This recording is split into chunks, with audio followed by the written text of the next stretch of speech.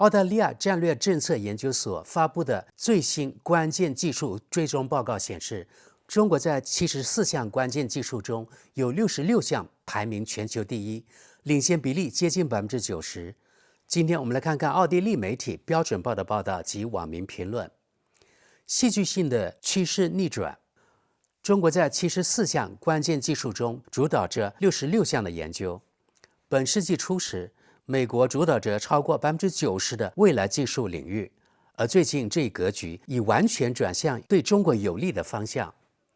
咱们看配图，2025年11月30日，中国发射火箭，将代号为实践28号的保密卫星送入地球轨道。该卫星据推测也用于军事目的。中国目前在小行星研究领域已处于领先地位。在刚刚结束的21世纪前25年里，全球力量格局在许多领域都发生了根本性的改变。然而，几乎没有哪个领域像科研与技术领域那样变化如此剧烈。25年前，美国仍是全球无可争议的科学与技术中心，但近年来，中国已在诸多领域迅速追赶，甚至如今已在许多方面实现超越。这点不仅体现在论文发表数量上，也体现在被引用次数最多的前10%顶尖论文中。在最顶尖的研究人员方面，即那些具备诺贝尔奖候选人资格或已获得诺贝尔奖的科学家，中国仍有一定差距，但这一差距也正通过最新推出的各种计划加以弥补，例如吸引全球顶尖科研人才赴华工作。看配图，唯有在顶尖研究人员方面，中国仍存在追赶的需求，更准确地说是回追。在约12000名被引用次数最多的科学家当中，中国在年轻一代中虽已领先，但在年长一代中，美国仍明显处于领先地位。澳大利亚战略政策研究所最新发布的报告清晰地揭示了科学与技术领域的力量格局在多大程度上已向中国倾斜。澳大利亚战略政策研究所是一家独立智库，多年来一直致力于研究全球范围内的关键及未来技术，换言之，即那些能显著提升和危及一国国家利益的科研领域。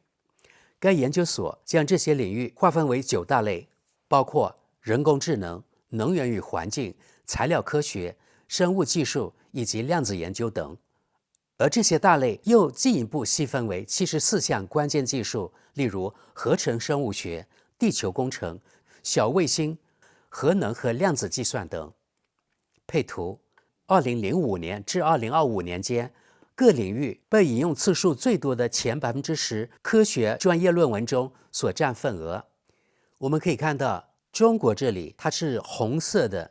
从2005年一直到2025年这20年间，一直都是上升的，而且到2025年已经遥遥领先所有世界其他国家和地区。所列出的这些国家，比如说像美国、欧盟、英国、印度以及世界其他国家和地区全部加起来，好像都没有中国那么多。大家看，真的中国是遥遥领先的。好，我们继续。为编制其技术追踪报告，澳大利亚战略政策研究所专家在上述74项技术中的每一项中，统计了2020年至2024年这5年间被引用次数最多的前10%的研究论文，并将这些论文的作者按所属国家进行归类，通过这种方式计算出各国在全球关键技术研发中所占的份额。根据最新分析，中国在74项关键技术中66项位居首位，占比恰好约为89%。这一结果标志着一次剧烈的趋势逆转。据 ASPI 数据，本世纪初，美国在当时评估的90%以上的技术领域中占据领先地位，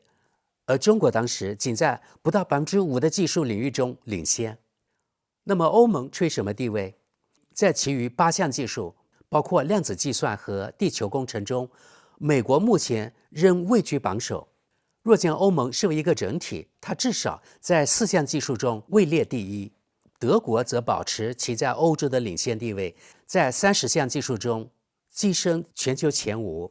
参与此研究的该研究所数据科学家珍妮·黄良表示，这些结果表明，民主国家正面临风险，可能在一系列重要领域丧失来之不易的长期科研领先优势，尤其是在那些对全球最重要技术的发展与进步具有决定意义的领域。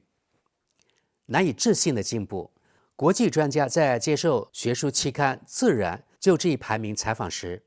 虽对研究结果持谨慎态度，指出该研究的方法论可能更有利于科研人员数量庞大的大国，因为这些国家的研究者之间往往更频繁地相互引用。然而，专家们一致认为，中国在科学与技术领域取得了难以置信的进步。正如华盛顿特区战略与国际研究中心研究中国产业政策的马佐科所表述的那样。继续看配图，一座由中企高远人公司研发的海底数据中心位于中国南通的码头。中国如今在云计算和边缘计算领域也处于领先地位。对于弗吉尼亚州阿灵顿特别竞争性研究项目的国家安全与技术专家大卫林而言，尤其值得注意的是，中国已在云计算和边缘计算领域超越了美国。云计算是人工智能领域的企业能够在无需物理基础设施的情况下训练模型并处理数据，而边缘计算则可在本地处理数据。方法的局限性。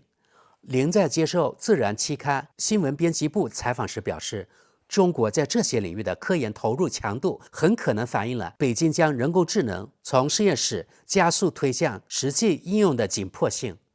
但他也提醒，高水平论文数量众多并不必然意味着具备相应的技术能力、制造实力或商业成功。他以现代航空发动机为例，这是所研究的74项关键技术之一。尽管中国在此领域的科研处于领先地位，并拥有庞大的工业基础以及国有航空航天企业，但林先生指出，中国产发动机在性能、可靠性和使用寿命方面尚无法与领先的美国或欧洲产品相媲美。德国之士补充，这位美籍华人林先生低估了中国科学家的能力。中国的最新一代发动机 CJ2000， 也就是长江2000，已经完成了整机全状态高空抬架试验，推力峰值高达35.2吨，且通过了长达3000小时的持续运转耐久测试。最后一项就剩飞行台试验了。假如到时也试验成功，基本上就可以真正的安装到诸如 C929 宽体客机上，彻底解决大飞机国产发动机受制于人的问题。好的，报道就那么多，我们接着看评论。第一条评论，这完全是可以预见的。在我所从事的自然科学领域，多年来我主要看到的是中国发表的论文，还有一些美国的，而来自欧洲的几乎再也看不到，奥地利的更是完全没有。但当本已微薄的奥地利大学预算如今又被大幅削减时，还能指望什么呢？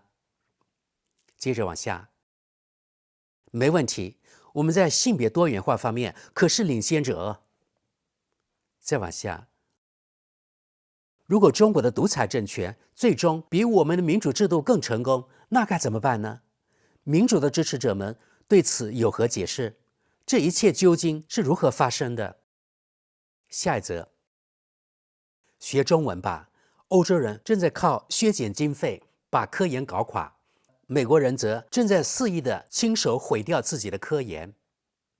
继续往下，当资本主义的西方忙于攫取利润、维持现状，并将其压榨到极致时，部分还是社会主义的中国却认清了正确方向，并将精力与智慧投入其中。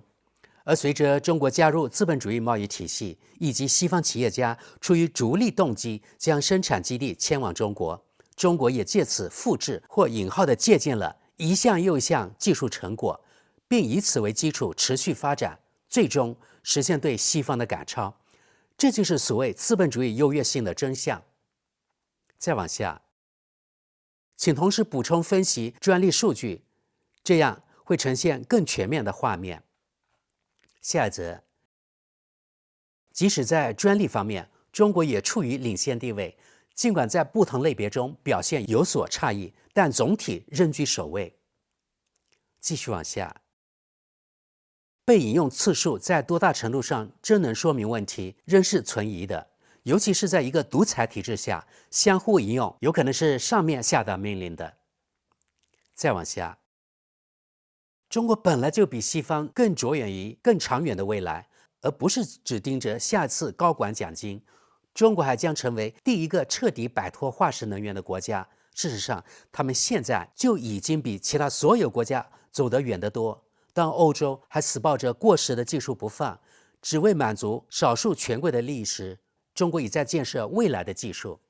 人人都看得见，可我们却仍在按那些冥顽不化的守旧派的意愿行事。下一则，您凭什么认为中国会第一个彻底摆脱化石能源？中国的能源战略首要目标并非环保或气候保护，而是以尽可能高的自主性实现经济崛起。因此，除了大力发展风电和光伏，中国仍在大规模新建燃煤电厂，并将化工生产流程转向以燃煤为基础，虽更污染，却能降低对进口的依赖。相比之下，欧洲的战略核心正是摆脱化石燃料，因此重点发展光伏与风电，并逐步淘汰煤炭。而在中国，首要任务是为工业提供尽可能廉价的电力，因此采取的是光伏、风电与燃煤并用的组合模式。再往下，我们的政客们会从中得出什么结论呢？我们必须对华加码制裁，加征关税，继续敌视，只有这样才能遏制它的崛起。可迄今为止，这种做法除了促使中国人在我们封锁高端技术，如阿斯麦、英伟达等的领域投入更多科研资源之外，又何曾真正奏效过？我稍微怀疑一下，盲目追随美国以牵强借口推行的短视外交政策，是否真的对我们有利？明明可以与一个在未来几年内显然将成为世界最先进、最强大国家的中国建立平等的伙伴关系，我们却非要把它推成竞争对手，甚至敌人。下一则，我们奥地利人嘛，宁愿继续敌视科学，沉湎于过去好了。继续往下，欧盟到2050年会推出市场上最清洁的燃油车，但到那时根本没人需要了。而中国那时早就有装曲速引擎的汽车了。最迟在50到100年内，世界将迎来一套全新的秩序。只是还很难说，他们会比我们熟悉的旧秩序更好，还是更糟。再往下，1989年时，我们还以为共产主义失败了呢。再往下，共产主义，中国缺少一个关键特征：生产资料的社会所有制。我更愿意说，中国拥有的是精心策划的资本主义。这也是跟贴，中国人也早就认识到了这一点。为什么中国模式比共产主义模式更成功呢？还是跟贴。在哪个世界里，今天的中国是共产主义国家？我们继续看跟贴。我感觉中国的共产主义程度和朝鲜民主主义程度差不多。下一则，但也不该忘记，中国的人口几乎是欧盟和美国总和的2倍。这个人跟贴，并用印度人口来反驳。他说：“但早在2020年，情况就已经如此了。可当时仍存在美国的主导地位。同样，到了2025年，即使印度人口已超越欧盟与美国之和，在科技与科研影响力上，仍未实现同等地位。看来，数量并非决定一切。”下一节，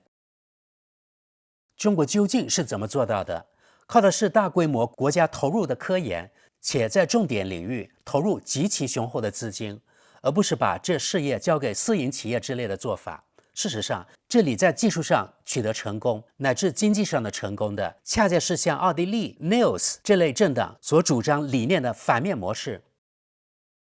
看跟贴，欧洲当然也有很高的政府支出，但与中国的投入方向不同，这些资金主要流向社会福利体系。再往下，这些无耻的共产主义者简直难以置信，他们把西方人比下去了，我们羡慕嫉妒恨呢。下一则，共产主义最终还是赢了，中国赢了西方。西方如今对中国在关键技术领域领先感到惊讶，实则可笑。这正是我们的精英阶层数十年来奉行的商业模式所导致的后果。只要利润丰厚，工会弱势，他们就把生产线、技术诀窍乃至整个工业体系外包出去。如今，这座昔日的世界工厂不再只满足于生产廉价运动鞋，而是开始制定自己的战略。突然就被西方贴上安全威胁的标签，这种虚伪几乎登峰造极。西方想继续过着帝王般的生活，但拜托，我们可不想让那些创造这一切的人获得权力和技术霸权。好，我们看跟帖啊。如果你认为共产主义就是独裁、审查和一党制国家，那么你是对的，因为中国就是这样。而中国的确是共产主义，尽管并非完全如此。从经济层面来看，中国是一个超级资本主义国家。再往下，这是咱们可真是干得漂亮啊！多年来把他们当作廉价劳动力，而他们则把随技术一起送过去的说明书拿来复制，并成功加以发展。现在是东升西降。下一则，中国和俄罗斯联手了，全球最大国土面积的国家与世界第二大人口大国，而且是科研领先者站到了一起。西方这盘棋真是彻底搞砸了。看跟帖，也许将来俄罗斯会变成中国一个省，但在那之前，它对中国而言不过是一个廉价的原材料供应地罢了。毕竟俄罗斯能够提供给中国的也就这点东西了。还是跟帖，中国与俄罗斯的关系绝对算不上友好，即使习近平总是以和解的语气与普京对话，北京主要考虑的是自身利益，需要俄罗斯作为其经常提及的资源补给站和北方生存空间。中国根本无意向俄罗斯转让任何关键技术，也无意让其分享其自身的经济崛起红利。相反，中国正在悄然稳步地控制俄罗斯远东和西伯利亚地区、哈巴罗夫斯克和布拉戈维辛斯克等城市，实际上早已落入中方掌控之中。简而言之，北京对一个强大的俄罗斯毫无兴趣，反而乐见俄罗斯当前的状态以及被西方孤立。还是跟帖，中国根本不需要跟谁抱团，他们只是利用一切有利于自己的东西，否则怎么解释俄罗斯居然要为所有中国提供的商品和服务付款？就连那条号称战略大动脉的西伯利亚油田至中国的输油管线，最终也是俄罗斯出钱建设，而中国不仅坐享能源进口，还拿到折扣价。他们对俄罗斯简直是彻底榨干，一分不剩。中俄之间根本不存在什么永恒友谊或真正平等的伙伴关系，有的只是中国。一旦俄罗斯不再扮演那个有用的傻子，双方立刻就会像和其他邻国一样，陷入边界争端和利益冲突之中。看下一则。很遗憾，对我来说这并不意外。我并不是很了解中国，但只要一再听到或看到那里的小孩子从小就被置于何等严苛的教育训练之下，就不该对一个超过10亿人口的国家产出如此庞大的顶尖人才感到惊讶。只可惜啊，那些在这个体系中被压垮的人，我们几乎听不到他们的声音。韩国、台湾等地的情况也大抵如此。在我看来，一个更值得认真思考的问题是，全球西方是否也愿意采用这样的体系？我个人并不需要它。众所周知，我们的教育体系所面临的挑战和问题，显然正在加剧而非缓解。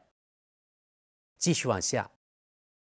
原因是中国遵循一项计划，这项计划未必总是好的，也未必对全中国所有人都好，但这就是一个计划，并且得到了贯彻执行。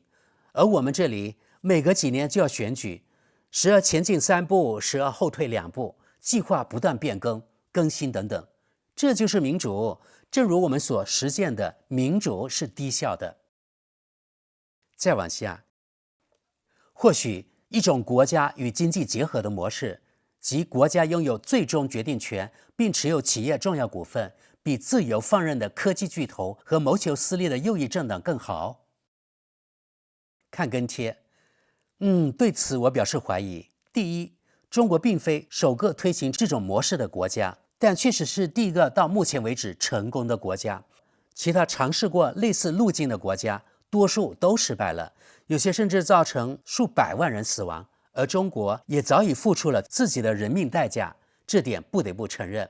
第二，更关键的因素恐怕是中国过去几十年比世界其他地方都便宜得多，因此全球资本和产业自然而然涌向中国，其中就包括那些关键技术。如果美国真能在2050年前成功扭转局面，那才更让我惊讶。相比之下，中国目前的发展轨迹反倒并不出人意料。继续看跟帖，在我攻读博士学位期间，曾与多所中国高校密切合作，他们就是有着截然不同的工作伦理。博士生们5人一间，住在校园的宿舍，从早到晚埋头苦干，几乎没有任何休闲或娱乐可言。工作与生活的平衡，在他们眼里恐怕只是那个颓废、饱食终日的西方所虚构出来的概念。你可以对此持任何看法，也绝不会让我愿意拿自己的1秒钟去交换那种生活。但不可否认的是，正因为如此，那里确实能产出更多成果，进步与创新被明确设定为国家目标，而每个公民无论是否出于自愿，都在追随，或者说不得不追随。下一则，并非所有发表的东西都是真实的。如今借助人工智能，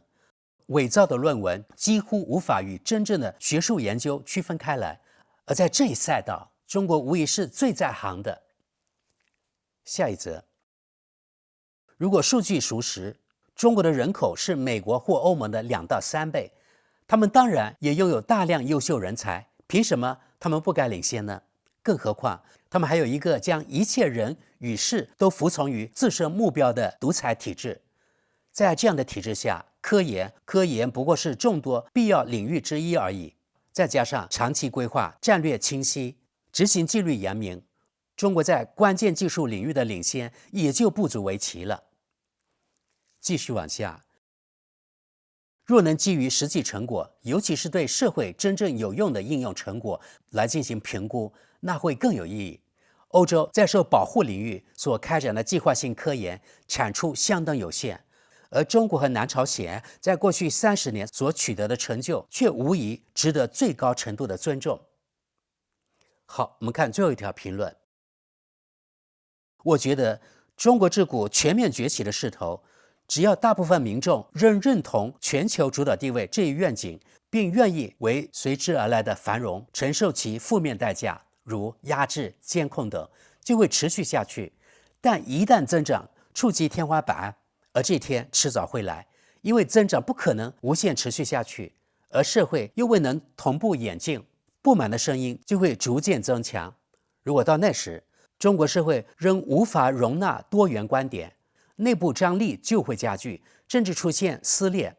眼下无疑是属于中国的黄金时代，但若未来50年只片面发展科技与军事复合体，而社会制度层面停滞不前，那么随之而来的也可能是一个新的黑暗时代。哈哈，朋友们，我们就到这里吧。你们对德语区的人对中国学术及科技全面领先的评论有何看法呢？大家是不是也发现了德语区的这些人思考问题貌似永远走不出他们意识形态的那个条条框框？如果说中国人口是美国及欧洲总和的2到3倍，所以人才也应该同样多，那么他们有没有想过，为何印度根本就没有上榜？看来他们的智商，也就是这些德语区人的智商，真的达不到这个逻辑思考的高度啊！你们怎么看呢？